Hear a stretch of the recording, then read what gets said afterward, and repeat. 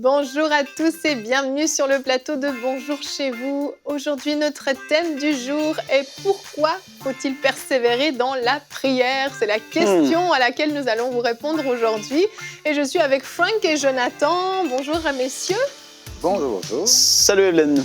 Troisième semaine en petit groupe, mais ça se passe bien, hein, je trouve. Quand même. Il y a une belle dynamique quand même. On va prendre des habitudes là. Oui, j'ai l'impression. Un peu plus de place. C'est ça. Ah, c'est clair. En tout cas, il y a plus de place pour prendre la parole dans le temps de discussion. On a plus à dire maintenant. Exactement, donc finalement, peut-être qu'on va y prendre goût. De toute manière, j'ai l'impression qu'on est parti pour un bon moment comme ça. Donc, on s'habitue et puis à la maison, j'espère que ça vous plaît, que ça continue à vous édifier autant. En tout cas, c'est ce qu'on espère.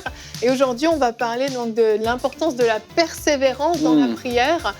Prier, c'est bien, mais persévérer dans la prière, c'est mieux et c'est plus efficace. Et Jonathan, tu feras la pensée du jour tout à l'heure. Et Frank, toi, tu vas répondre à une question de Étienne des États-Unis qui nous a demandé pourquoi Dieu répond plus vite à certaines prières plutôt que d'autres. Et ça, c'est une question pas sympa pour toi. Ça a été. Je suis convaincu d'avoir au moins un élément sûrement de réponse. Il fallait dire au moins un élément biblique. On va essayer de se débrouiller avec ce que j'ai préparé. Génial. Ça va être bon. C'est super. En tout cas, Le pasteur a une réponse. Le pasteur a une réponse. Nous voilà soulagés. Mais c'est une question, je pense, que beaucoup se posent, ou en tout cas se sont déjà posées, avec parfois même un petit sentiment d'injustice, en se disant bon, c'est pas juste, moi ça fait 10 ans que j'attends, l'autre elle a prié 2 minutes et puis elle a été exaucée. Donc lourde responsabilité sur toi. T'as bien hâte. Il semble que t'as bien hâte que je réponde. Ouais, je trouve que c'est une question super intéressante. Il y a des questions qui passionnent plus. Hein. Quand je l'ai lu, je me suis dit, c'est une bonne question. Ouais, c'est une bonne question. Ça pousse à creuser. Et on aura Nadine qui nous retrouvera en deuxième partie d'émission, comme chaque lundi maintenant, qui va nous présenter le livre de la semaine, Splendeur dans le secret de... Bon, je ne sais pas si je vais bien le prononcer, mais E.M. Bounds. J'espère que je ne l'ai pas estropié, mais Nadine, avec son accent parfait, pourra vous le dire correctement quand elle viendra avec nous. Et donc, Jonathan, on va commencer tout de suite avec toi dans la pensée du jour.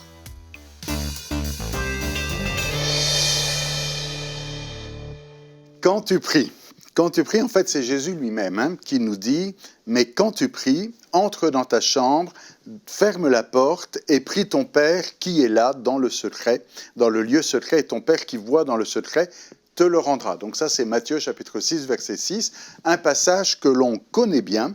Jésus nous enseigne sur la prière, on se souvient de ça, Matthieu 6, 6.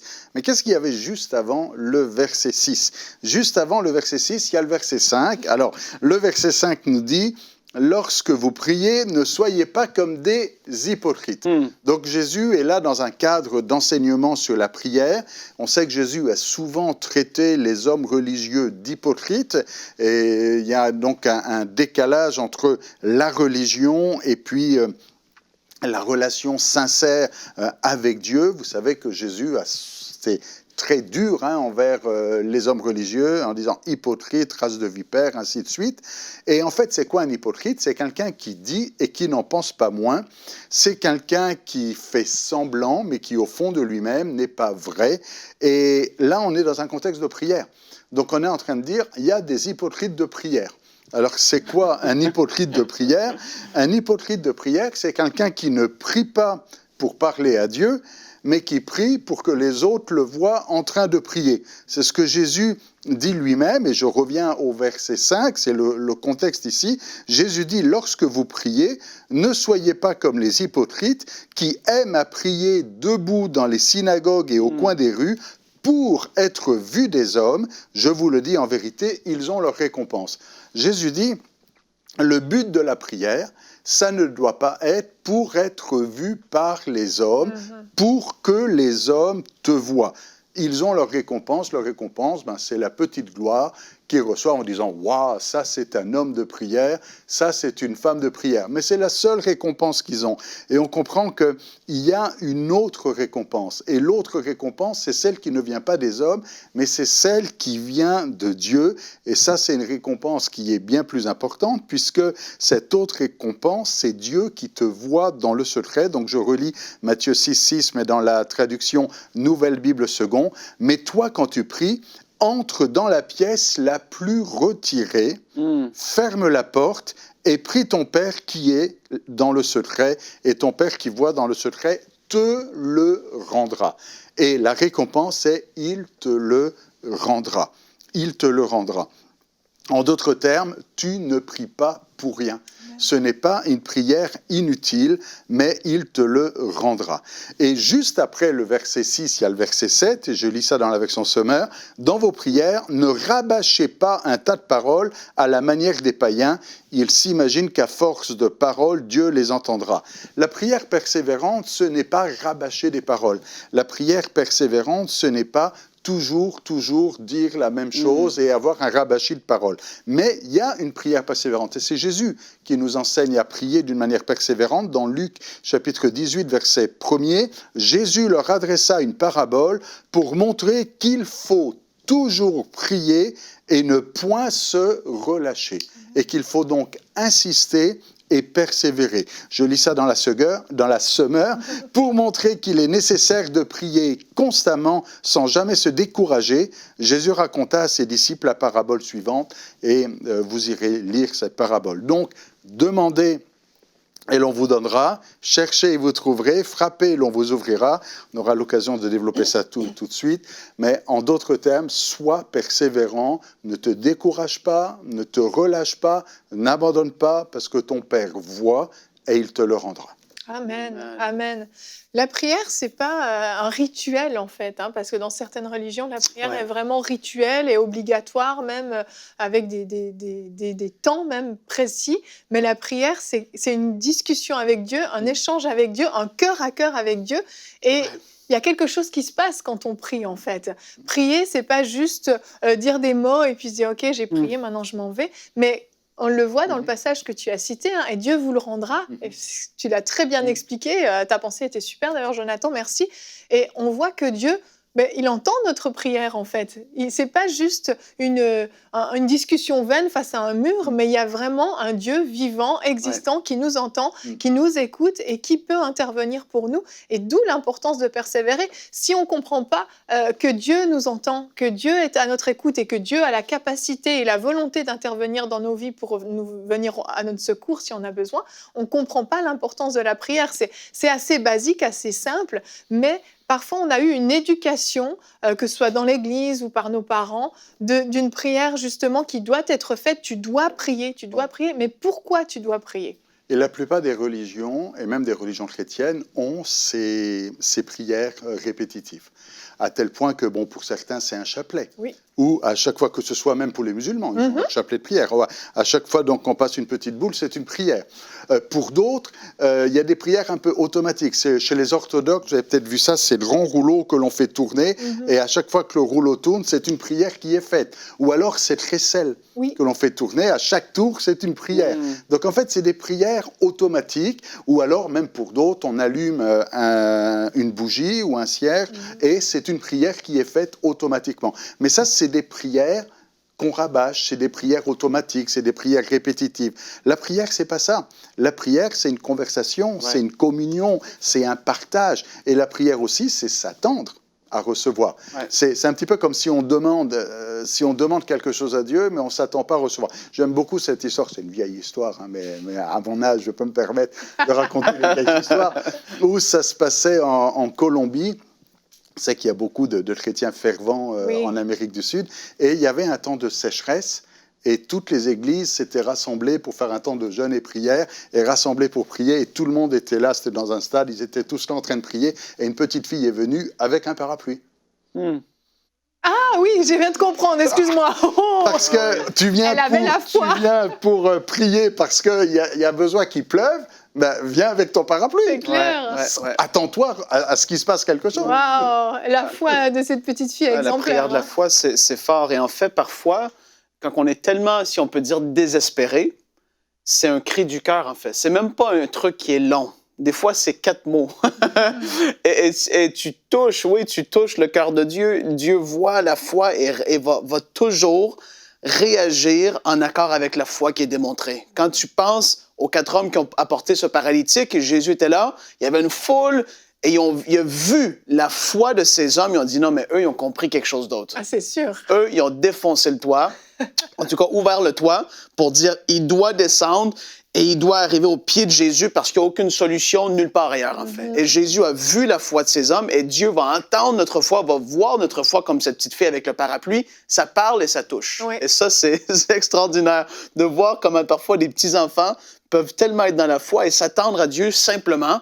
Ça doit être notre cas aussi. Amen, amen. Et Jonathan, tu finissais ta pensée en citant un verset qui est notre verset du jour, hein, Matthieu 7,7. « Demandez et l'on vous donnera, cherchez et vous trouverez, frappez et l'on vous ouvrira. » Et pour moi, ça, c'est vraiment la foi des enfants dont tu parles, Frank, justement, parce que c'est très simple, en fait. Un enfant, quand il demande, il s'attend à ce qu'on lui donne. Quand il cherche, il s'attend à ce qu'on trouve. Ouais. Et quand il frappe, il s'attend à ce qu'on ouvre. C'est réellement hyper simple. Ce verset de Matthieu 7,7 est d'une simplicité et d'une logique implacable. Mais parfois, quand on prie, on oublie à quel point c'est simple. Je sens que Jonathan a quelque chose à nous dire sur ce passage. Il a son petit sourire. Non, parce que justement, au sujet de ce verset-là, Nadine, qui travaille aussi comme recherchiste pour Bonjour chez vous, quand elle m'a contacté, elle m'a dit « J'ai mis ce verset-là parce que j'ai entendu ta prédication que tu avais fait au Maroc. » Et elle dit « Il faudrait que tu ressortes ton affaire. » Bon, alors en fait, il y a quelque chose. C'est ça. Donc, au travers de ce verset-là, c'est pas... Pourquoi c'est demander, chercher et frapper? Il y a une progression. Un enfant nouveau-né, je n'ai pas lu ça dans un livre, je veux dire que c'est le Seigneur qui... C'est du made in Jonathan Berceau. C'est ça, quand on médite, à un moment donné, il y a des choses qui sortent comme ça. C'est de la première main. Donc, génial. Si vous reprenez cette idée-là, citez-moi. Copyright Jonathan Berceau. Non, parce qu'à un moment donné, je me suis dit, si un jour je veux écrire un livre, il ne faut pas que je sorte toutes mes perles, sinon il n'y aura plus rien. En tout cas, ça va faire du teasing. C'est ça, c'est cadeau, c'est cadeau. Demandez, un enfant nourrisson, il demande. Il demande, et puis même s'il est 3 heures du matin, il demande et il fait savoir, il a faim, il demande et il reçoit. Ouais. Mais quand on cherche, c'est un peu plus compliqué que demander. Et on voit qu'on a un niveau de maturité supérieur. Le nouveau-né, lui, il demande et on lui donne. Mais quand un enfant qui grandit demande à sa mère « j'ai faim », la mère va lui dire « va chercher dans le placard ou va chercher dans le frigo » et il doit faire un effort pour aller chercher. Donc on demande, on reçoit, c'est facile, mais quand on grandit spirituellement, le Seigneur va nous dire « cherche ». C'est pas j'ouvre le bec là et puis tout rentre tout facilement, mais il faut faire un effort et il faut chercher. Et le troisième cran, celui qu'on aime peut-être moins, c'est qu'il faut frapper là. C'est que la porte est fermée. Ouais. C'est pas seulement c'est là, c'est ouvert, t'as qu'à ouvrir la porte et tu trouves, mais c'est maintenant, il faut frapper, un peu comme cet ami qui la nuit frappe à la porte de son voisin, et puis tu frappes avec persévérance. Et il y a donc une progression ici dans la prière. Alors on aimerait nous rester peut-être comme des enfants, on demande et on reçoit, mais peut-être que, bon, et je ne veux pas répondre au pasteur, j'ai une question. Mais il prend des notes, il est en train de changer sa réponse. C'est sûr, je vais tout réutiliser ça la semaine prochaine en prêchant. Mais que quand on est un enfant nouveau-né, un nourrisson, ou même des fois un jeune chrétien, des fois on se demande, mais pourquoi le jeune chrétien, il demande et il reçoit tout de suite? Parce que c'est un bébé, il demande et il reçoit. Mais quand on grandit spirituellement, le Seigneur dit, bon, maintenant, c'est pas juste tu demandes, il faut que tu cherches. Et tu as un effort à faire et ça demande de chercher. Et puis après, encore, quand on grandit en maturité, des fois, il faut frapper des portes qui sont fermées, barrées. Il faut persévérer. Ça demande des nuits de prière, de l'insistance dans la prière parce que la porte doit s'ouvrir. Ouais. Très, très bon. Ouais, tu t'as pris des notes, là, tu modifies. Ah, c'est tout enregistré. Moi, je note jamais. Tu notes jamais. T'as un cerveau surpuissant. C'est super ce que tu partages, Jonathan, parce que... Très, très puissant. Il faut rendre le crédit à Nadine qui voulait que ce soit dit dans Bonjour chez vous. Merci, Nadine. Oui, c'est ça. Nadine nous entend, elle est bientôt avec nous, elle nous entend. Ah non, c'est bon. Hein. Mais j'aime beaucoup de voir justement, effectivement, cette progression dont tu parles, qui nous montre que la persévérance dépend de nous, en fait. Ça ne dépend pas de Dieu. Dieu nous donne la force, nous donne une grâce pour supporter pendant cette phase de persévérance, mais c'est à nous de décider de persévérer. Et à la fin de ta pensée, tu parlais aussi de cette parabole, hein, tu l'as pas citée, mais les gens peuvent aller la lire, mais elle est hyper intéressante. Cette histoire de cette femme veuve avec le juge, ce juge méchant qui représente Dieu, mais un Dieu méchant en plus, donc c'est même pas une représentation parfaite. Il ne représente pas Dieu, c'est le contexte qui est là. Oui, c'est ça. C'est pour dire, même si tu ne comprends pas pourquoi, et que tu as l'impression que Dieu est méchant parce qu'il ne répond pas à ta prière, c'est plus ça comme ça.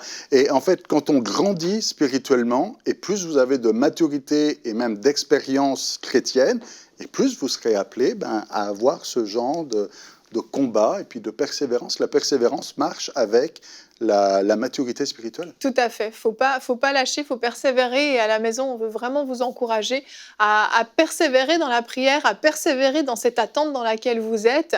Et oui, peut-être que vous avez demandé, peut-être que vous avez cherché, peut-être qu'il faut arriver à l'étape de frapper, comme le disait Jonathan. Et ça va vous demander un effort, une persévérance dans la prière, une foi, une autorité aussi. Et je crois que vous allez être capable de défoncer cette porte pour arriver justement à obtenir votre percée. Soyez vraiment fortifiés. Et on va voir, Frank, maintenant, cette fameuse question que je disais au début, qui m'intéresse beaucoup, parce que je pense qu'il y a des sentiments d'injustice, comme je le disais au début. Donc, Étienne, merci, Étienne des États-Unis, qui nous a posé cette question. Pourquoi Dieu répond plus vite à certaines prières plutôt que d'autres? Grande question, Frank. Oui, c'est ça, c'est assez fort. Dans Matthieu 7 et le verset 7, la parole nous dit « Demandez et l'on vous donnera ». Et puis un jour, j'étais chez moi et j'ai reçu une puissante révélation à ce sujet. Non, c'est pas vrai, c'est Jonathan. J'étais suspendue, là. Non, c'est une blague. J'ai ma réponse à moi, avec certains éléments de réponse. Il y a un peu de compétition sur ce plateau, j'ai l'impression. Oh là là, la parole de Dieu est suffisamment riche pour... Pas du tout. Non, je plaisante. Non, vraiment pas. Et puis, non, en fait, moi, qu'est-ce que je veux commencer? C'est dans Colossiens 1:9. C'est quelque chose qui est important de saisir. Parce qu'ici, Étienne nous demande pourquoi Dieu répond plus vite à certaines prières plutôt qu'à d'autres. Mais je veux aussi, en même temps, traiter pourquoi Dieu répond à certaines prières et pas d'autres aussi. Je vais le faire un petit peu en même temps parce que beaucoup de gens vont se poser certaines questions. J'ai prié et là, j'ai pas de réponse, entre guillemets, pour tout de suite. Parfois, il faut persévérer, c'est sûr.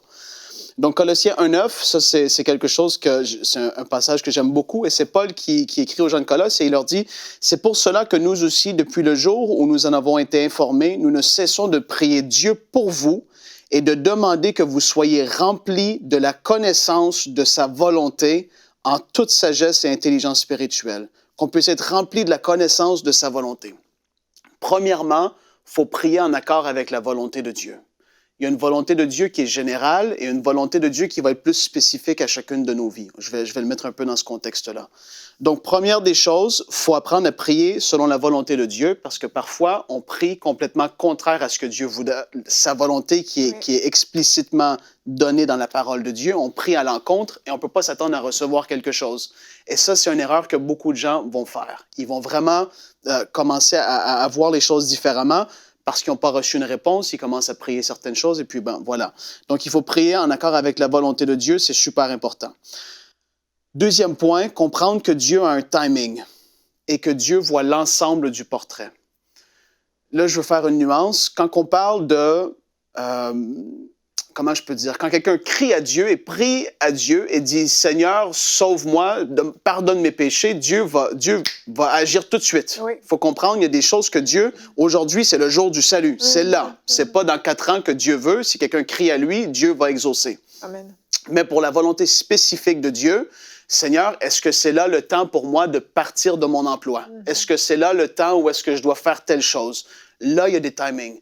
Et Dieu voit l'ensemble du portrait. Et il faut comprendre que tu n'es pas le seul sur la planète Terre qui a prié quelque chose à Dieu et que Dieu en fait, peut orchestrer des choses, des connexions divines pendant que tu es dans une période d'attente. Il est en train de préparer la réponse, vraiment. En fait. Et dans cette période d'attente, ça semble être comme un désert. Mais en fait, oui, Dieu, même au travers de ça, certainement qu'il va nous travailler, notre caractère est éprouvé et ça va faire qu'on va développer cette persévérance dans l'attente, sachant qu'on a pris un accord avec sa volonté, on a reçu une direction de Dieu, et là, on s'attend. Il faut comprendre que Dieu a un timing pour sa volonté spécifique concernant nos vies et des choses qui sont là, comme j'ai dit, pour le salut et d'autres choses, c'est tout de suite. Mais là, pour ça, il faut comprendre ça. Autre point, Jacques 4.3 nous en parle, et c'est parfois on demande égoïstement ou avec des mauvais désirs pour satisfaire nos passions et nos désirs et tout ça, et on doit être sanctifié par rapport à nos motifs dans lesquels on prie. Et en fait, quand on demande égoïstement, ben là, tu ne peux pas t'attendre à recevoir, et ça, c'est Jacques qui le dit vraiment très, très bien. Il ne faut certainement pas s'attendre à ça. Il faut, oui, la parole, le Saint-Esprit va nous travailler, va nous sanctifier, et en fait, même nos désirs vont changer et nos prières même vont changer, en fait. Il y a des prières qui ne seront pas exaucées à cause de ça, et parfois, ça va prendre plus de temps aussi à cause de ça. Autre élément, Jonathan en a parlé aussi beaucoup, mais c'est de demander avec foi, sans douter que celui qui demande à Dieu, qui est dans le doute, ben, il va être comme les flots de la mer, etc. Il ne faut pas demander dans cette manière-là, il faut être dans la foi. Prier avec foi et persévérer. Maintenant, persévérer, pourquoi? Je vais le dire comme ça. Dernier élément, si je peux dire, parce que le temps s'écoule vite. Il y a des choses qu'on n'a pas les réponses à tout de suite. Je n'ai pas tous les éléments de réponse parce que je ne suis pas Dieu. Et Dieu sait ce qu'il fait. Ce qui est important, c'est de prier en accord avec sa volonté, de toujours s'appuyer sur sa parole et de ne pas changer notre théologie ou notre façon de penser ou notre façon de croire à cause qu'il n'y a pas une réponse de quelque chose. Si la parole dit quelque chose et on ne la voit peut-être pas s'accomplir tout de suite, on continue à persévérer parce que c'est la parole qui a le dernier mot. Amen. Et quand on va être devant Dieu, ben, on n'aura pas à rougir, on va dire « Seigneur, j'ai persévéré du mieux que je pouvais parce que ta parole disait ça, je me suis tenu sur ce verset ou ces versets et voilà, j'ai percé le mieux que je pouvais. Ouais. » Et puis là, on n'a rien à se reprocher, on va avoir fait le mieux qu'on peut.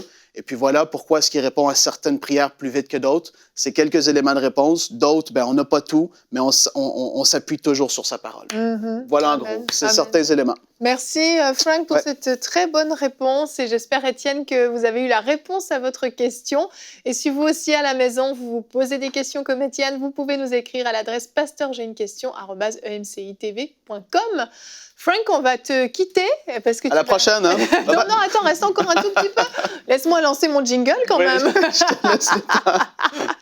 On va accueillir Nadine maintenant pour découvrir le livre de la semaine dans la rubrique Culture et Médias.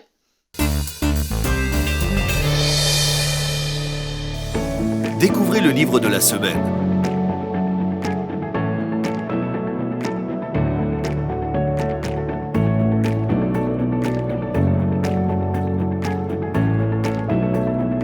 Disponible sur emciboutique.com. Bonjour Nadine. Bonjour Evelyne. Bonjour Pasteur Jonathan.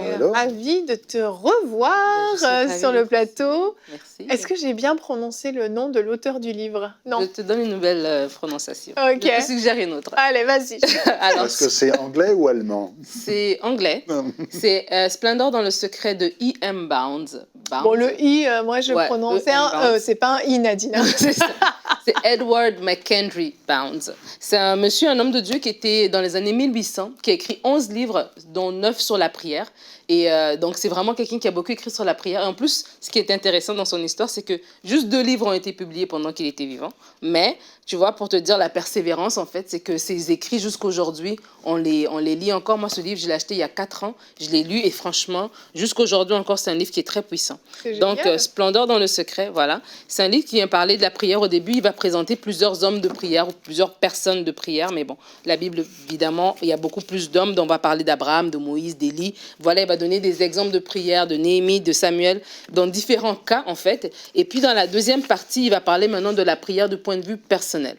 Donc, de la prière du point de vue personnel, d'abord, moi, en tant qu'individu. Et il y a aussi une section pour l'homme de Dieu. Comment prier en tant que ministre de Dieu, en tant que pasteur, en tant que serviteur de Dieu. Parce que des fois aussi, il y a des fois une confusion parce que je sers Dieu, mais est-ce que j'ai une vie de prière personnelle ou j'ai une vie de prière pour les autres? Donc, c'est important aussi de garder ce lien-là.